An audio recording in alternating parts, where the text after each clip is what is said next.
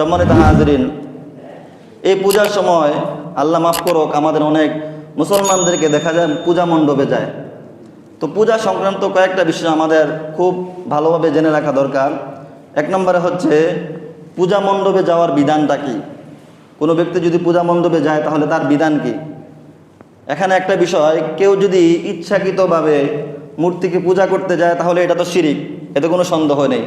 কিন্তু কোনো ব্যক্তি যদি পূজা করতে যায় নাই, এমনি এই পূজা মণ্ডপ দেখার জন্য গেছে, যে তারা কি করে একটু দেখে আসি, কিভাবে তারা মূর্তিগুলোকে সাজায়, কি খাবার দাবার দেয়, যায় না অনেকে উৎসাহ করে যায়, তার বিধান কি? ফুকাহায়ে কেরাম বলেছেন এটা যাওয়া সম্পূর্ণরূপে হারাম। পূজা মণ্ডপ দেখতে যাওয়া সম্পূর্ণরূপে হারাম। এমনকি ফুকাহায়ে কেরাম এতটুকু বলেছেন, কোনো ব্যক্তি যদি অনিচ্ছাকৃতভাবে পূজা মণ্ডপে যায় তাহলেও তাকে তওবা করতে হবে, এটাও গুনাহের কাজ। খলিফাতুল মুসলিমিন ওমর ইবনুল খাত্তাব রাদিয়াল্লাহু তাআলা আনহু বলেছেন, লা তাদখুলু আলাল মুশরিকিনা ফি কানাইসিহিম ইয়াওমা ঈদিহিম ফাইন্নাস সাখাতা তানজিলু আলাইহিম। ওমর রাদিয়াল্লাহু তাআলা আনহু বলেছেন, মুশরিকদের, বিধর্মীদের উৎসবে তোমরা যেও না। কারণ ফাইন্নাস সাখাতা তানজিলু আলাইহিম, কারণ তারা যখন পূজা করে আল্লাহ তাআলার নাফরমানিতে লিপ্ত হয় তো আল্লাহ রব্বুল আলামিনের গজব, আল্লাহ তাআলা রব্বুল আলামিনের লানত তাদের উপর পড়তে থাকে। তুমি যদি যাও, আশঙ্কা হচ্ছে তোমার উপর আল্লাহ তাআলার লানত পড়তে পারে, নাউযুবিল্লাহি মিন যালিক। তা আমরা কি চাই আল্লাহ তাআলার লানত আমাদের উপর পড়ুক? এটা আমরা চাই।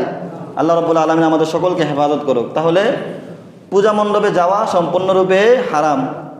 2 নম্বর, পূজা উপলক্ষে চাঁদা দেওয়া। ইসলামে জাকাত এবং নির্দিষ্ট কিছু দান ব্যতীত অন্য ক্ষেত্রে অমুসলিমদেরকে সহযোগিতা করা যায়। তবে পূজা অনুযায়ী অথবা পূজার কারণে অথবা তাদের ধর্মীয় কোনো অনুষ্ঠানের কারণে চাঁদা দেওয়া ইসলামে জায়েজ নাই। ফুকাহায়ে কেরাম এতটুকু বলেছেন যে কোনো মুসলমান যদি বিধর্মীদের অনুষ্ঠানে যায়, তাদের সংখ্যা বৃদ্ধি করে, তাহলে আল্লাহ রব্বুল আলামিন তাকেও শাস্তি দিবেন, নাউযুবিল্লাহি মিন যালিক। তাহলে পূজা উপলক্ষে চাঁদা দেওয়াও জায়েজ নাই।